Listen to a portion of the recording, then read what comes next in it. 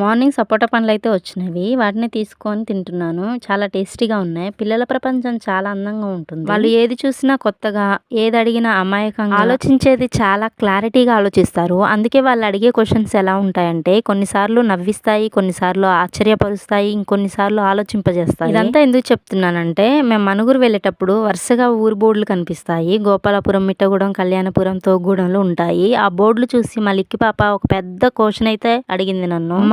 ఒక ఊరికి ఆ పేరే ఎందుకు పెట్టారు? ఎవరు పెడతారు? అనే ఒక పెద్ద డౌట్ అయితే తనకొచ్చింది. నేనేం చెప్పానంటే ఏవైనా పెద్ద తోటలు గాని, పెద్ద చెరువులు గాని, రాజుల పేర్లు, గొప్ప వ్యక్తుల పేర్లు, దేవాలయాలు, పుణ్యస్థలాలు, అక్కడ చేసే పనులు లేదా వృత్తులు, చరిత్ర నుంచి పెడతారని చెప్పాను. ప్రతి ఊరు వెనకాల ఒక స్టోరీ ఉంటుంది. మనుషుల పేర్లు ఎలా ఉంటాయో ఊరి పేర్లు కూడా అలా ప్రత్యేకంగా ఉంటాయని చెప్పాను. మా లిక్కి పాప వెంటనే మన ఊరు జగ్గరం కదా, అది ఎలా వచ్చింది అని వెంటనే సైలెంట్ అయిపోయాను. నేను చెప్పాలబ్బా తెలియని విషయం గురించి. మీరుండే ఊరి పేరు ఎలా వచ్చిందో తెలిస్తే కామెంట్ బాక్స్ లో కామెంట్ చేయండి.